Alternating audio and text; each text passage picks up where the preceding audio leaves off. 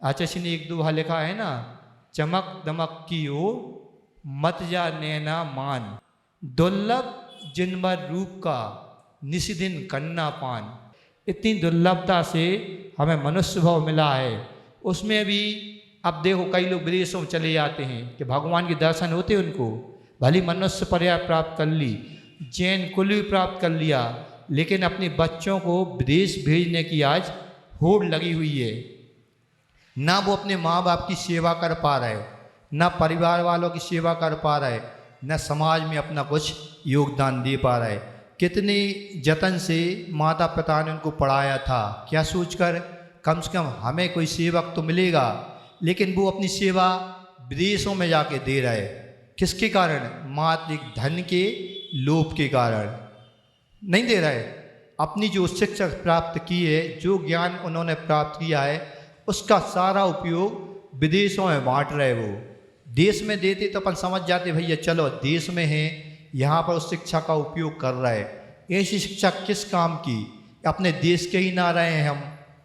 इसी प्रकार जब विदेश में रहते ना भगवान के दर्शन होते हैं, ना व्रत संयम पल पाता है, ना सत्संगति मिल पाती। जितने भी संगति मिलेगी पूरे वहाँ पे मांसाहार के लेने वाले लोग मिलते हैं। लगता है अपन को वहाँ असीम शांति है। कई लोग कहते हैं देखो कितनी शांति विदेशों में। अरे शांति नहीं है भैया, महा अशांति का कारण बनता है वो। क्यों? संगति ऐसी, एक दिन आपको भी ऐसी बस्तियाँ मिल जाती कि मालूम भी नहीं होती हम भोजन किसका कर रहे।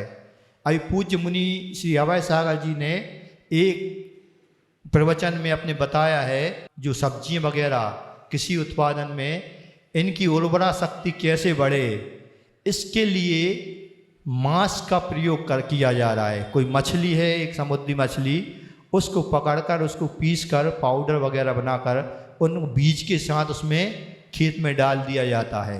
उन्होंने आलू और टमाटर 2 नाम तो उन्होंने बताए थे, कहते 12 और 14 नाम उसमें हैं। 14 प्रकार की वस्तुओं में इसका उपयोग किया जा रहा है। आप ही सोचिए हम कितना शुद्ध भोजन कर रहे हैं। सोचने की बात है। आज का समय ऐसा आ गया है कि हम कोई भी चीज़ शुद्ध नहीं बची।